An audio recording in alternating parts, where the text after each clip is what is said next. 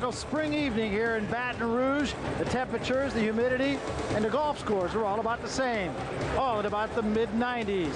And we welcome you to the Belle of Baton Rouge as we have an all-heavyweight card on Fight Time. On his head, it bleeds.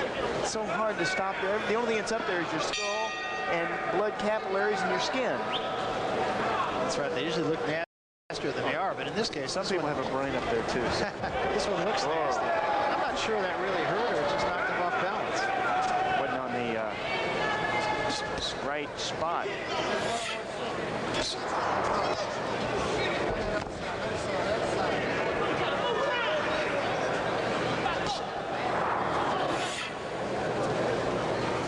Posturing being done by Wilson. And again, this has been the problem with Marion Wilson, is he just doesn't fight to win. He poses. That comes from not training. He's glove shy.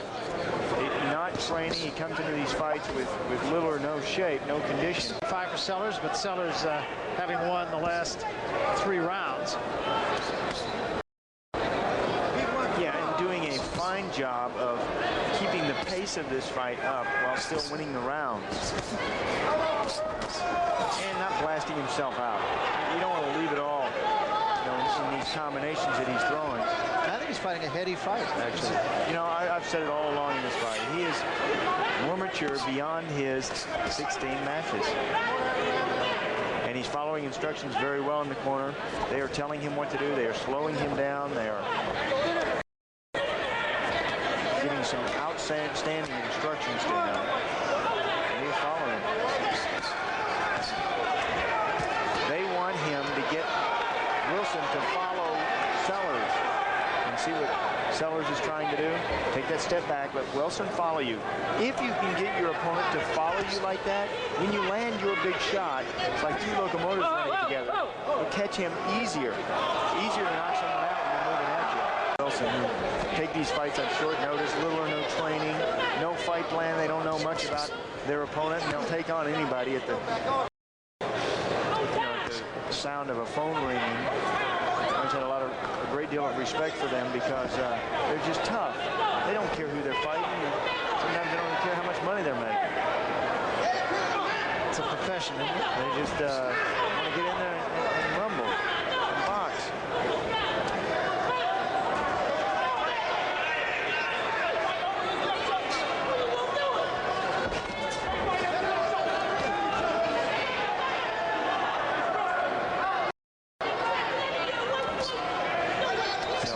Time he reaches, look how Sellers pops him. When Wilson reaches out, one of his slow jabs, you got to smack him, make him.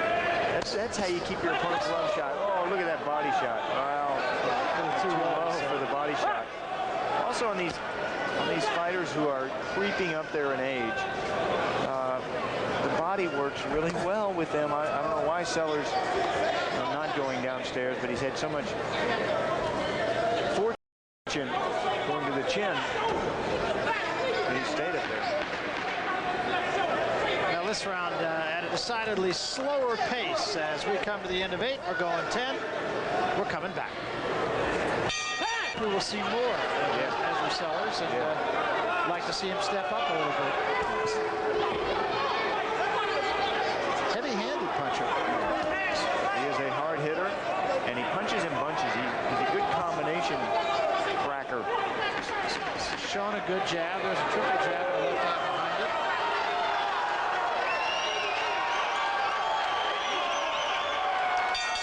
So this one's in the books, and clearly a W, I think, for Ezra Sellers. And I think pretty impressive. Oh, yeah. I've heard a lot about this kid. And this is my first chance of really seeing him. I like what I see. I think he's got a terrific future. He is a nice kid outside the ring. He has his head on straight, as well as looks as though he has his boxing abilities on straight. I love those explosions, too, something that's missing in the heavyweights. So no doubt we will see more of Ezra Sellers. When we come back, Sean O'Grady will chat with Ezra Sellers. Doubtless the winner over Marion Wilson. We're coming back. Baton Rouge, Louisiana, and we want to remind you